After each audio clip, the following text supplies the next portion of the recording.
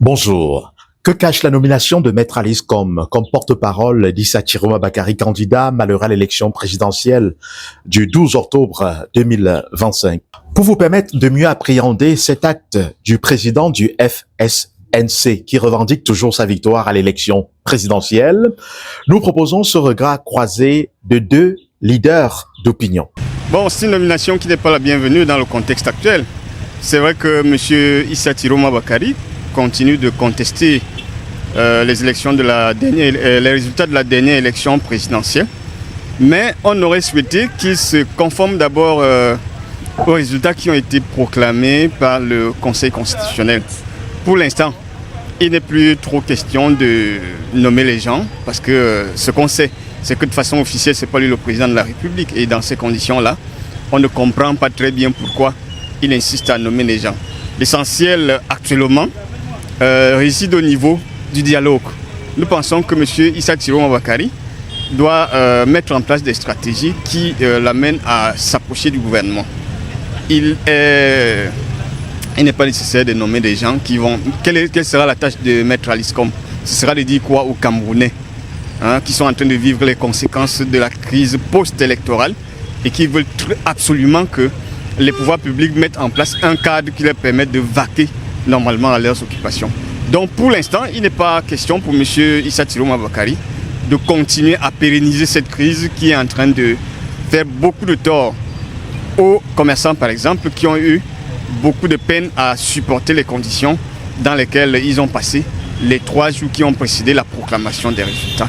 Donc nous pensons que M. Chiroma doit se rapprocher des pouvoirs publics pour qu'ensemble ils voient comment peut-être mettre en place un gouvernement d'union nationale et voir dans quelle mesure mettre en place le cadre qui va leur permettre de discuter et de sortir de cette crise. On ne peut pas faire la paix en laissant en même temps des gens en prison. C'est vrai, il y a eu des casseurs, c'est vrai, il y a eu des gens qui sont descendus dans la rue sans qu'on ne sache très bien ce qu'ils voulaient. Mais le gouvernement doit comprendre que si on veut faire la paix, surtout avec des politiciens, mais surtout avec le peuple, il faut libérer certaines personnes qui se sont retrouvées dans ces conditions-là sans qu'on ne sache même trop pourquoi. Parce que parmi ceux qui sont incarcérés pour l'instant, on a des jeunes gens, on a même des lycéens, on a beaucoup d'étudiants qui se sont retrouvés en prison sans qu'on ne sache très bien pourquoi. Maintenant, quand on regarde les chiffres, l'environnement actuel au Cameroun ne permet pas de maintenir jusqu'à 1200 personnes dans les prisons. Donc il est, de mon point de vue, nécessaire que le gouvernement libère des gens. Ça va un peu pacifier, ça va permettre à tout le monde de se mettre ensemble avec ce que les pouvoirs publics proposent. Et je crois que dans ces conditions-là, le discours de paix peut passer. La nomination de M. Issa Chiroma Bakary ne participe justement pas à pacifier l'environnement. Parce qu'en ce moment, il y a eu un acte qui a été posé en amont, c'est-à-dire la proclamation des résultats de l'élection présidentielle. Est-ce qu'on va continuer à croire qu'il y a un individu qui a absolument gagné l'élection présidentielle? Moi, je crois que non. Parce que le plus nécessaire en ce moment, c'est de permettre à tout le peuple de savoir où on va. Or, on va où? Il faut qu'on explique très bien aux gens que le plus important en ce moment, c'est de faire sortir les jeunes du chômage. C'est de faire sortir les populations de la précarité dans laquelle ils sont plongés. C'est de faire sortir les gens de la condition dans laquelle le Cameroun ne mérite pas. Parce qu'aujourd'hui, c'est beaucoup de pauvreté, c'est beaucoup de criminalité, c'est beaucoup de chômage dans le monde des jeunes. En même temps, c'est beaucoup de maladies infantiles parce que vous le savez très bien, dans le monde rural, il y a un problème.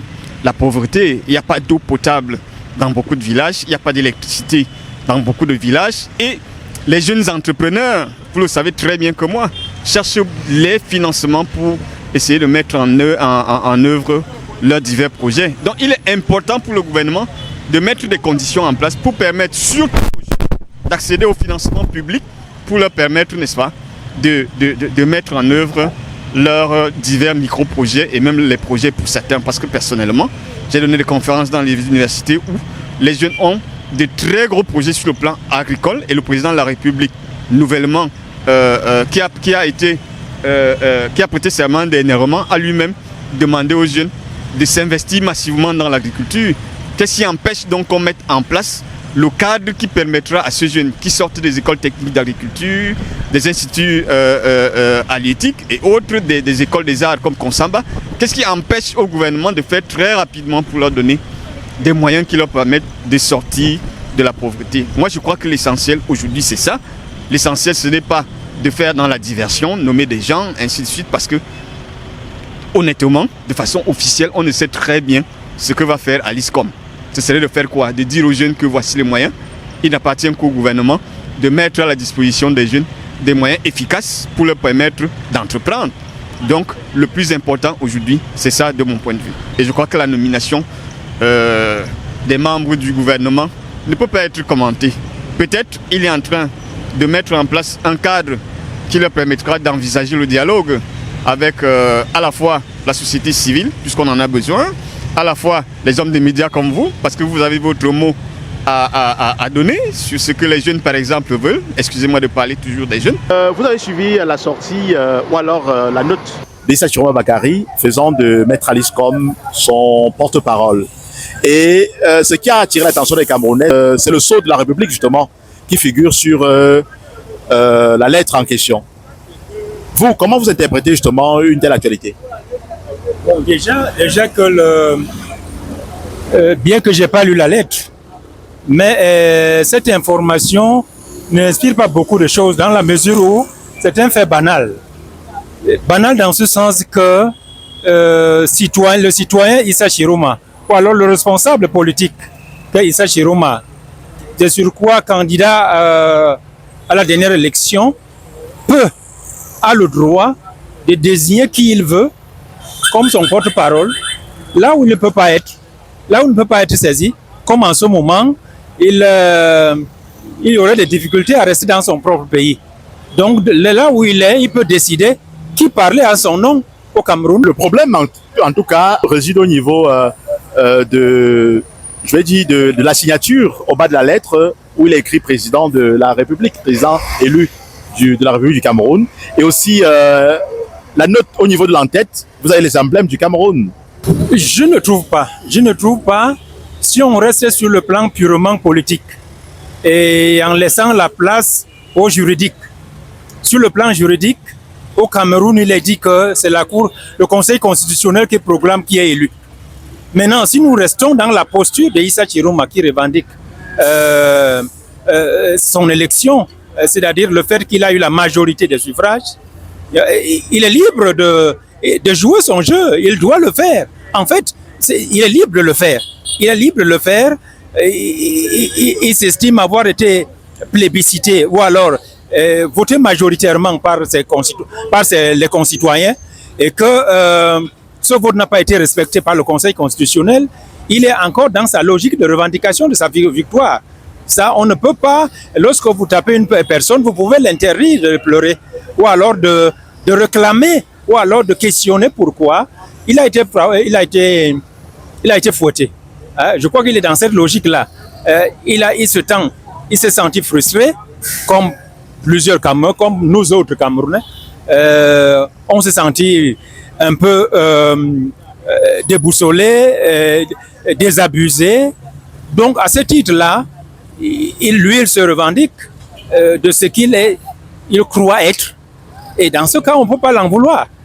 C'est sa liberté de désigner qui il veut comme son représentant au Cameroun à partir du moment où il n'est pas là.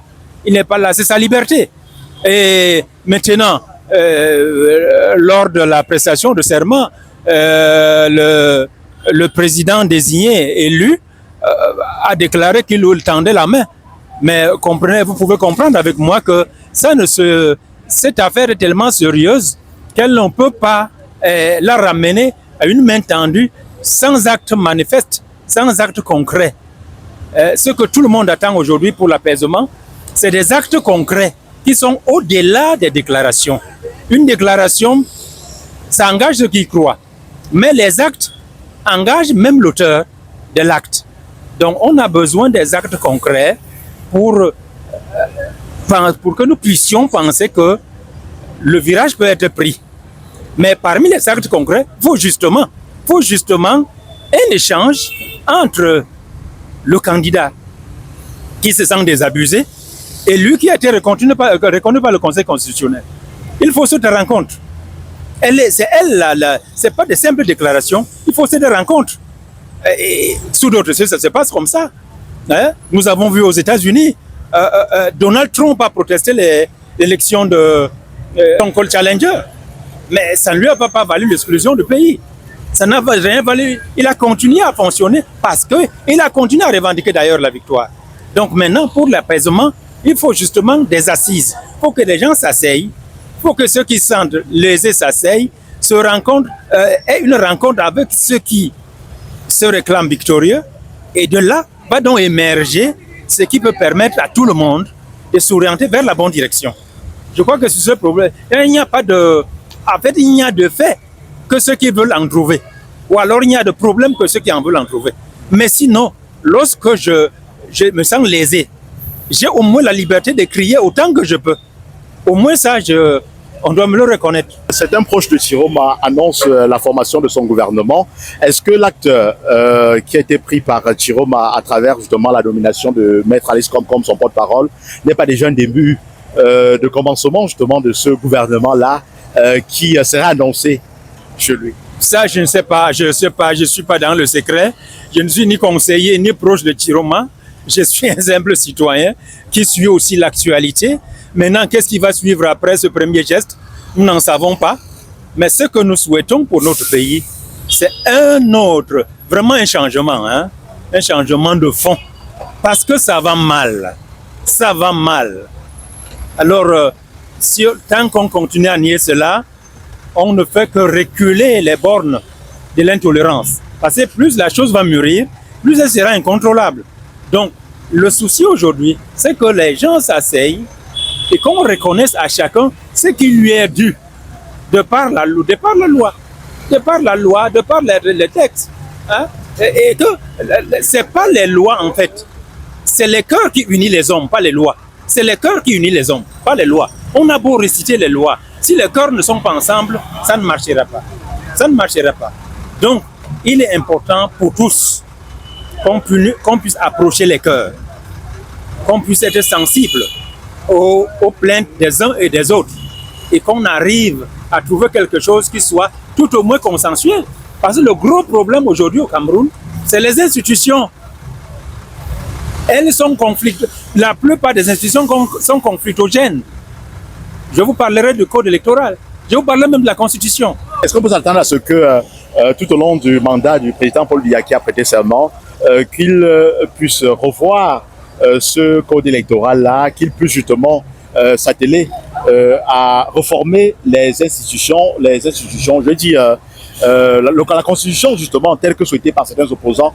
Et la dernière question également, pourquoi jusqu'à présent, après une semaine après sa prestation de serment, le gouvernement n'est pas encore formé, le nouveau gouvernement n'est pas encore formé? L'absence de la formation du gouvernement jusqu'à l'heure actuelle, je crois, renforce l'idée que nous avons, nous autres, que les choses ne sont pas si évidentes. La plaie a été ouverte. Comment la refermer? C'est pas évident. Si les choses s'étaient passées de façon classique, le gouvernement serait déjà formé. Donc l'absence du gouvernement, la formation d'un nouveau gouvernement actuel témoigne du fait que rien n'est évident et qu'il faut donc que les gens se mettent en place pour organiser le pays.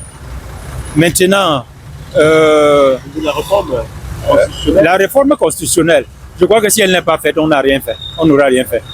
Parce qu'au-delà de tout ce qui se passe, tout est au niveau des textes. Par exemple, même les élections locales qui arrivent, elles sont conflictogènes. Elles ne sont pas prévues pour que l'opposition puisse gagner. Le découpage électoral tel que prévu ne permet pas à l'opposition de gagner.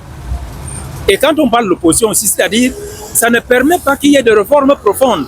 Parce que pour qu'il y ait des réformes profondes, il faut des gens nouveaux qui pensent, qui ont la capacité de quitter les habitudes et de se projeter.